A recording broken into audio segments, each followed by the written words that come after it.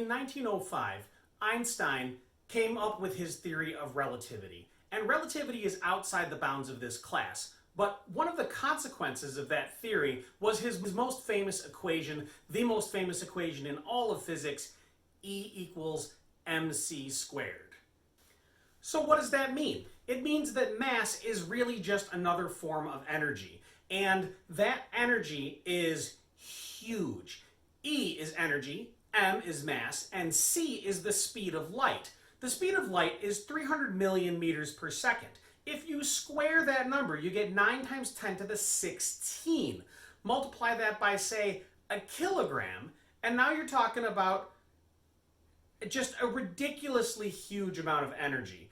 And it turns out that not only do we harness that energy in terms of nuclear power or nuclear weapons, but the subatomic world is constantly using mass as energy and converting energy into mass. It works both ways.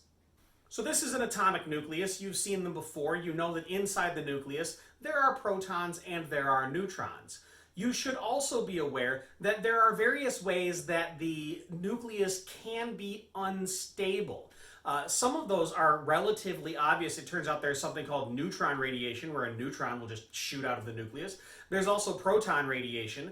But the three most common and the three first discovered were called alpha, beta, and gamma radiation. And those are just the first 3 letters of the Greek alphabet. We named those alpha, beta, and gamma because we didn't know what they were. We probably would have given them different names had we realized. It's going to be your responsibility to know them and to be able to do a little bit of really simple math with them. Alpha particles are helium nuclei. Helium is 2 protons and 2 neutrons, right? Well, an alpha particle is when a piece of a nucleus consisting of 2 protons and 2 neutrons breaks off of the nucleus and flies out of the nucleus. The kinetic energy of the alpha particle as it zips away, it's equal to the energy of the mass lost when you take the mass of the parent nucleus and then you take the mass of what we call the daughter nucleus plus the alpha particle. That's the kinetic energy of the particle. Beta radiation is made up of beta particles. What is a beta particle? A beta particle is a super high speed electron. So if you have a nucleus and then an electron nuclei don't have electrons, do they? So what's going on there?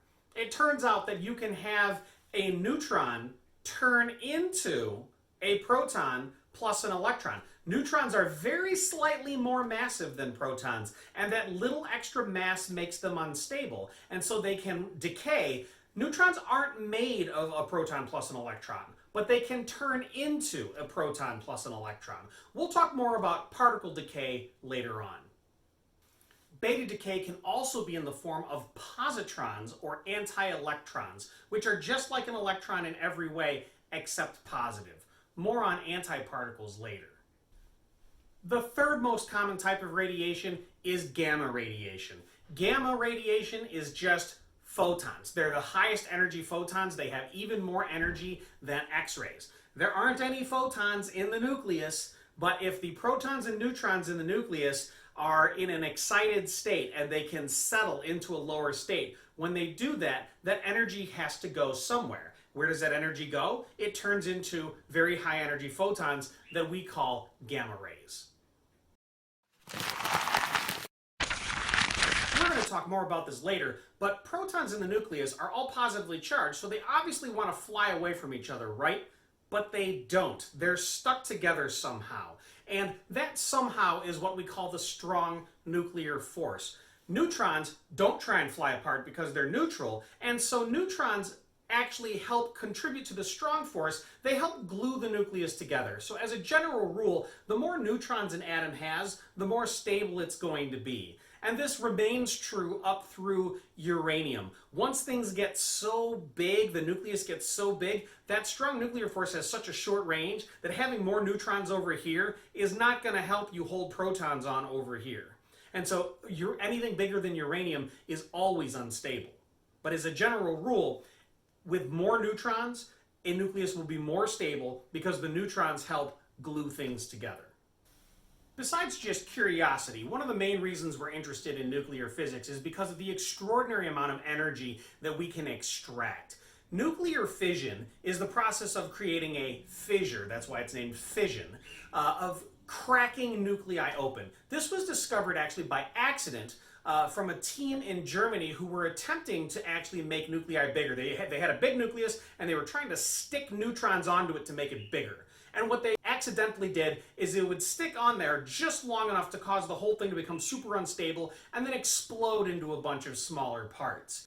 The basic idea for nuclear fission, you bombard nuclei with neutrons. Those neutrons, if they're slow enough, they'll hit, stick, and then blow apart the larger nucleus. That larger nucleus should produce more neutrons, which if you can slow them down a little bit, can hit more atoms, blow them apart, create more neutrons that blow apart more, and this whole time they're producing heat by converting very small amounts of mass into energy through E equals mc squared.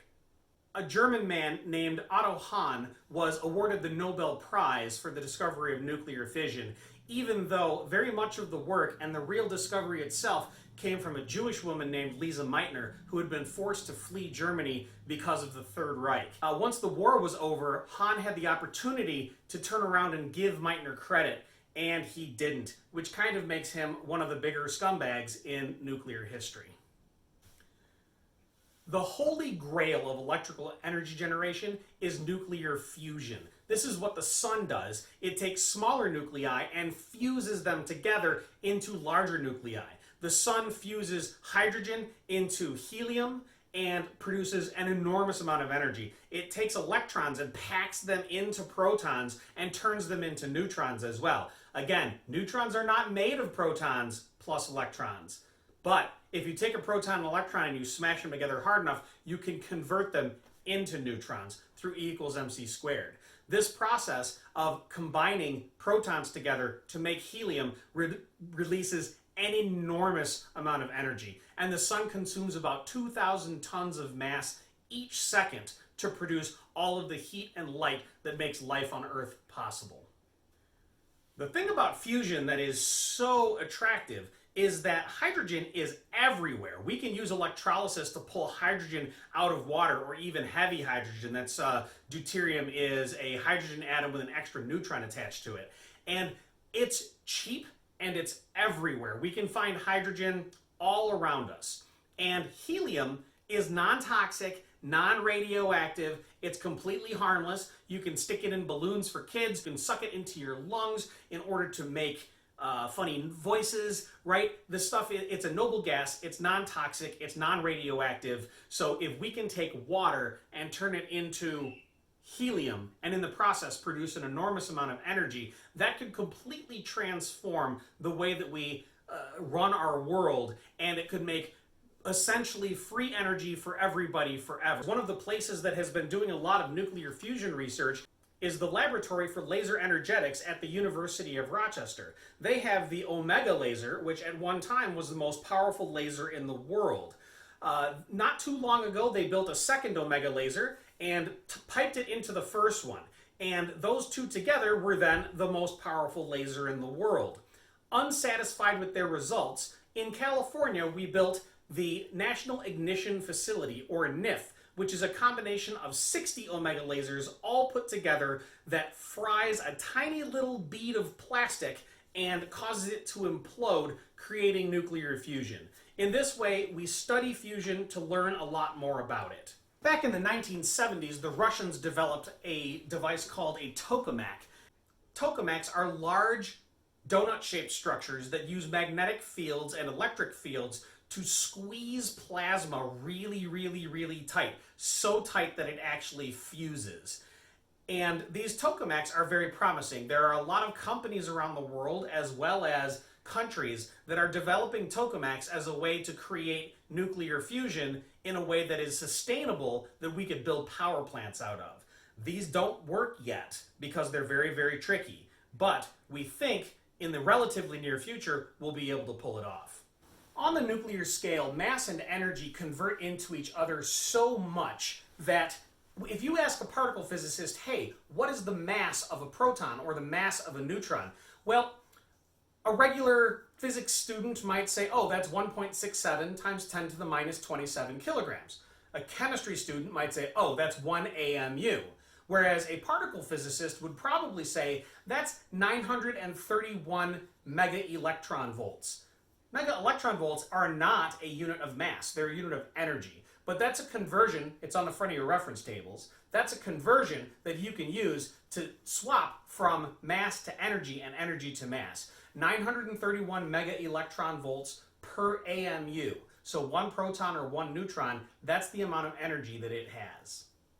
So here's a type of question you might need to do. If we bombard a nitrogen atom with an alpha particle, we end up with some new particle plus a proton, which would be a hydrogen. If you can do very simple addition and subtraction, you can figure out what the answer is. 4 plus 14 means we have a total mass of 18. That number's not going to change. So what plus 1 equals 18? It's got to be 17.